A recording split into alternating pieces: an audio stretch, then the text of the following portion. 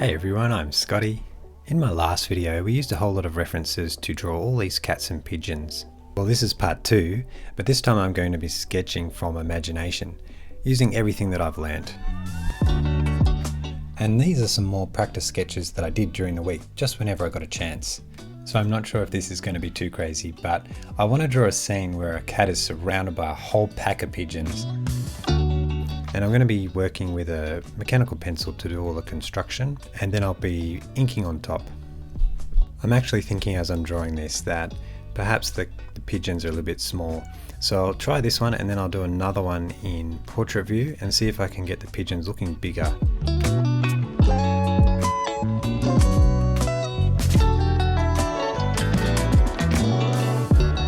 Okay, now onto the inking.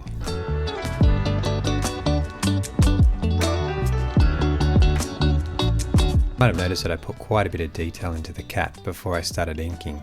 I usually like to keep it really simple underneath with just geometric shapes, but for some reason, because I was drawing this out of imagination, I started to put a lot of detail into the face.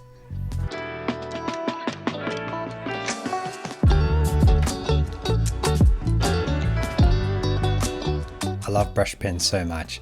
You can sketch these dynamic lines by changing the pressure of the stroke, so that the lines go from thick to thin.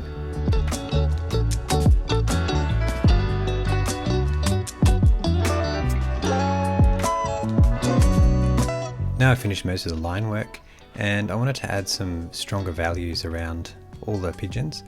So I'm using the side of my brush pen to give big broad strokes, and then my water brush pen filled with just one drop of ink helps me build up a little light value on the top of the head of the cat and also the heads of the pigeons. Okay, number 1 done. Now I'm on to my second one.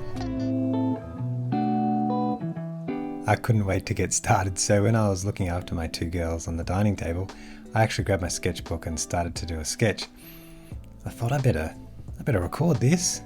So I got out my phone and held it in my hand, then I brought it back to my sketching table later and got into the inking.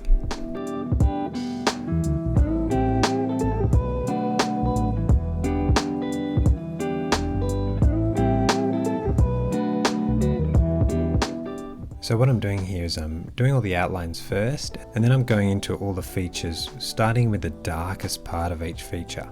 So the top of the eye, the bottom of the nose, and the split between the lips, I'm making those first really strong, and then I can go around and do all the details around them.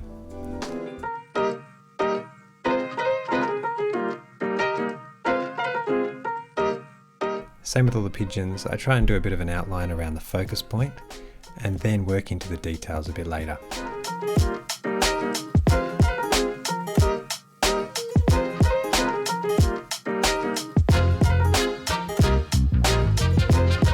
So I'm definitely still learning here how to take that picture from my head and put it on the paper.